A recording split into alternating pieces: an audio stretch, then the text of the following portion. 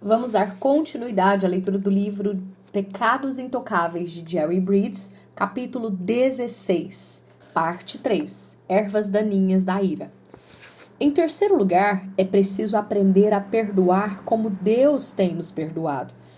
O texto bíblico que mais ajuda a praticar o perdão é a parábola do servo ingrato, conforme Mateus 18, 21 ao 35.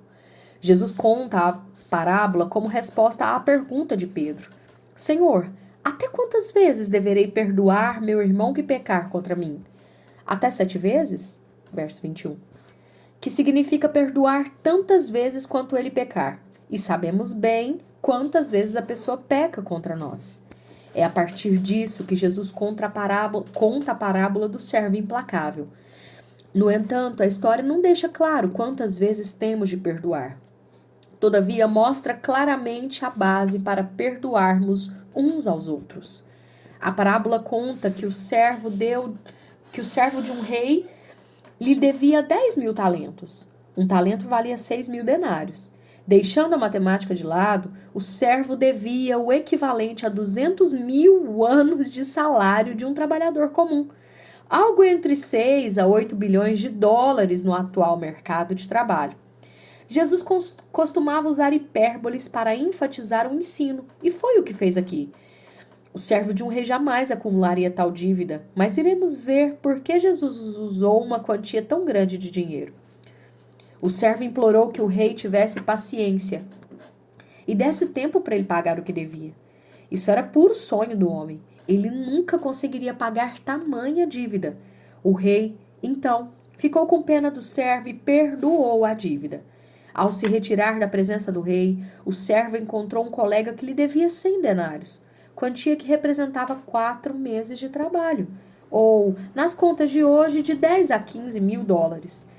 O segundo servo também implorou paciência, mas o servo que acabara de ter uma dívida de, no mínimo, 6 bilhões de dólares perdoada, se recusou a perdoar e jogou o outro na prisão. A chave da parábola está na enorme diferença entre as duas dívidas, mais de 6 bilhões de dólares contra 10 ou 15 mil dólares. Esta última quantia não é desprezível, nem mesmo para nós hoje, mas para os discípulos que ouviram a parábola diretamente de Jesus, os 15 mil dólares causariam mais impacto, porque representavam 4 meses de trabalho. A primeira soma de dinheiro representava a nossa dívida moral e espiritual com Deus. Embora no relacionamento mestre e servo daquela época, os 6 ou 8 bilhões de dólares tenham sido um exemplo exagerado, um hipérbole, em nosso relacionamento com Deus, a quantia é uma representação acurada de nossa dívida com Ele. Não importa o quanto sejamos íntegros e espirituais, nossa dívida com Deus é enorme. O estrago que nossos pecados causam à glória de Deus não é determinado pela severidade do erro, mas pelo valor da glória do Senhor. Se eu derramar tinta escura indelével num tapete que você comprou num brechó qualquer, foi mal. Mas se eu derramar o mesmo tipo de tinta num tapete persa, caríssimo, aí é ruim demais. Por quê? Porque meu ato é o mesmo e a tinta é a mesma, porém existe uma diferença entre os preços dos tapetes.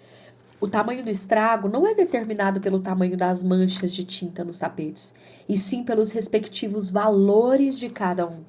É assim que temos de avaliar nosso pecado contra Deus. Cada pecado que cometemos, não importa o seu valor aos nossos olhos, é uma agressão à glória infinita de Deus.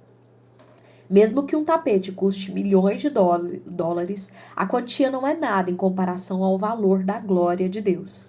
Portanto, todos nós estamos representados no servo que devia 10.000 talentos. Jamais conseguiremos pagar nossa dívida com Deus. Voltemos à parábola. O que aconteceu com os bilhões de dólares que o primeiro servo devia? O rei simplesmente esqueceu a história toda? Não houve um prejuízo financeiro? Claro que houve. No momento em que o rei perdoou a dívida, seu patrimônio líquido sofreu uma redução de 6 a 8 bilhões de dólares. O rei pagou um alto preço ao perdoar a dívida do servo. Da mesma forma, Deus pagou um alto preço ao nos perdoar. Custou-lhe a morte de seu filho. Não há como avaliar o preço dessa morte. Contudo, Deus o pagou para que fôssemos perdoados da enorme dívida espiritual que tínhamos com ele. A mensagem é clara. A dívida moral dos erros, das palavras infames e das atitudes contra nós não é nada comparada à nossa dívida com Deus. Não estou diminuindo a seriedade das mágoas ou dos prejuízos que tenhamos experimentado. Na parábola, os 10 ou 15 mil dólares eram muito mais do que uma vaquinha feita no trabalho. Representavam 4 meses de salário. E os erros que sofremos podem ter sido mais sérios que um menosprezo qualquer ou uma fofoca maldosa. Porém, podem ter causado grandes prejuízos. Mas, em comparação ao prejuízo que todos nós causamos à glória de Deus, não significam nada. A base para perdoarmos uns aos outros é, então, a enormidade do perdão que Deus nos ofereceu. Devemos perdoar porque fomos perdoados imensamente. Se não reconhecermos que somos devedores de 10 mil talentos a Deus, continuaremos lutando em perdoar aqueles que nos causaram grandes prejuízos ou continuam a nos prejudicar.